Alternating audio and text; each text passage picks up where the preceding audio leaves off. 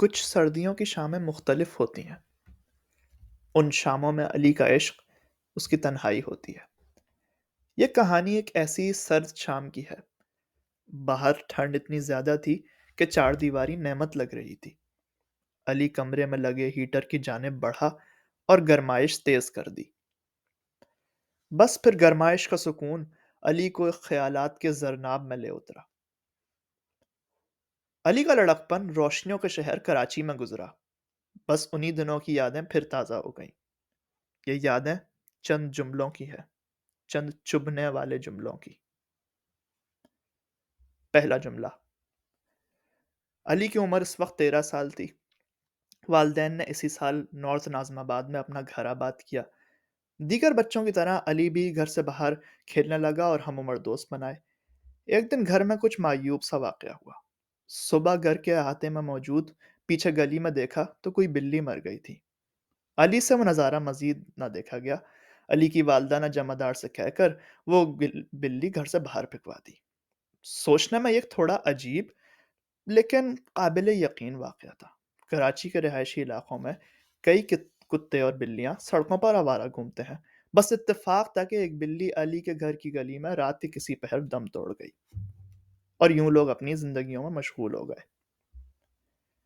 چند دن بعد کی بات ہے، علی باہر محلے کے بچوں کے ساتھ کرکٹ کھیل رہا تھا۔ ایک بچے نے اس سے پوچھا، تم شیعہ لوگ گھر پر بلیاں مارتے ہو نا؟ یہ کہانی کا پہلا جملہ تھا۔ علی دم بخود رہ گیا، شاید سوال سا کیا، بلیاں مارتے ہو؟ پھر وہ بچہ مزید تمسخرانہ انداز میں بولا، ہاں ابھی تو پچھلے دنوں ہوا تھا۔ 13 سالہ علی تھا تو نوعمری میں، لیکن تعصب کی بو ضرور سونگھ سکتا تھا۔ علی میں جتنی ذہنی پختگی تھی اس کو یکجا کر کے کچھ مناظرے کی کوشش کی، البتہ وہ بچہ مسکرا کے آگے بڑھ گیا۔ دوسرا جملہ۔ علی کا بیشتر لڑکپن کراچی کے معروف پرائیویٹ اسکول میں گزرا، جہاں اس نے خوب یاریاں دوستیاں بنائی۔ البتہ اس کی عمر میں وہ دوستیاں جبھی پنپنے پائیں جب علی نے بڑے گروہوں میں شیعہ برادری پر بننے والے متعصب لطیفوں پر اعتراض کرنا چھوڑ دیا۔ محرم آتے ہی کلاس کے بیشتر لڑکوں کا تجسس اور شیعہ برادری سے نفرت زیادہ بڑھ جاتی تھی۔ علی ابھی بھی نوعمر تھا، ذہنی پختگی ابھی بھی چند سال دور تھی۔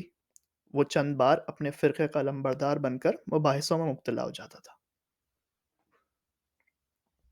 یہ قصہ محرم کے دنوں کا ہے، جب علی 9ویں کلاس کا طالب علم تھا۔ ایک مرتبہ علی کے اپنے ایک ہم جماعت سے گفتگو ہو رہی تھی۔ موصوف علی کو اس بات پر قائل کرنے کے لیے بضد تھے کہ شیعہ لوگ 10 محرم کی رات کو بتیاں بجھا دیتے ہیں اور اپنے ہی گھر کی عورتوں کے ساتھ غلط حرکات کرتے ہیں۔ جی ہاں، یہ 14 سالہ کراچی کے ایک ٹاپ پرائیویٹ اسکول کے طالب علم کی گفتگو ہے۔ علی نے پھر کچھ مناظرے کی کوشش کی، یار میں شیعہ ہوں، میں بتا رہا ہوں ہمارے گھروں میں ایسا کچھ نہیں ہوتا۔ تو پتہ ہے موصوف کیا فرمائے؟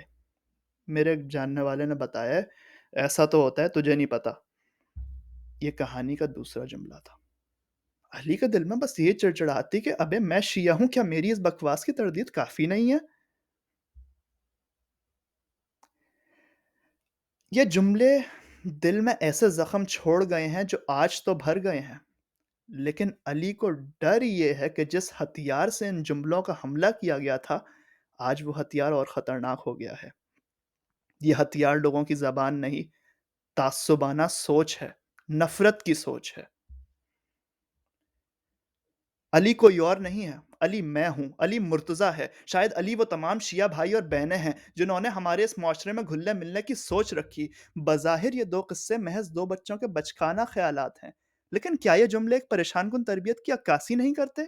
اور میں نے صرف یہ 2 جملے سن کر قلم نہیں اٹھایا، پے در پہ پاکستانی بھائیوں اور بہنوں سے تعصب جھیلا۔ میری نمازوں پر اعتراض، میری سجدگاہ پر اعتراض، میری نیازوں پر اعتراض، میری بے فکری بچپن پر اعتراض، میرے وقت افطار پر اعتراض، میرے کالے کپڑوں پر اعتراض، میرے حج پر اعتراض، میرے نام پر اعتراض، میرے خود کو مسلمان سمجھنے پر اعتراض، اعتراض اعتراض اعتراض۔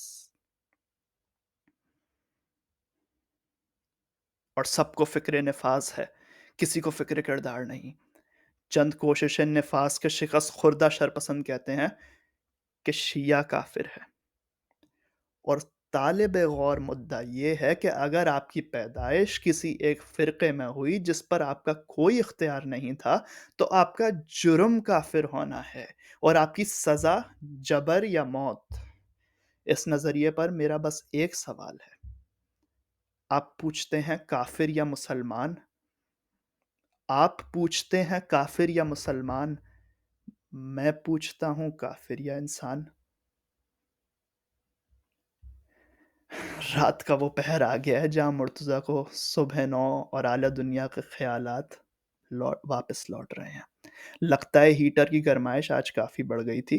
وقت آ گیا ہے کہ دنیا کے لیے مرتضیٰ پھر علی کا روپ دھار لے۔ اسی میں عافیت ہے۔ علی بھی کبھی کبھی بغاوت کر جاتا ہے، لیکن پھر اس کو ایک اہم خیال حوصلہ دے دیتا ہے۔ یہ خیال جدید ترین سائنسی ریسرچ پر مبنی اور بنی نوع انسان کی ترقی کا منہ بولتا ثبوت ہے۔ آج کل کا انسان بہت طاقتور ہو گیا ہے۔ جنت یا دوزخ کا فیصلہ خدا پر نہیں چھوڑتا، خود کرتا ہے۔ شب بخیر۔ 15 مارچ 2021۔ مصنف کے اصلی نام کی تلاش جاری ہے۔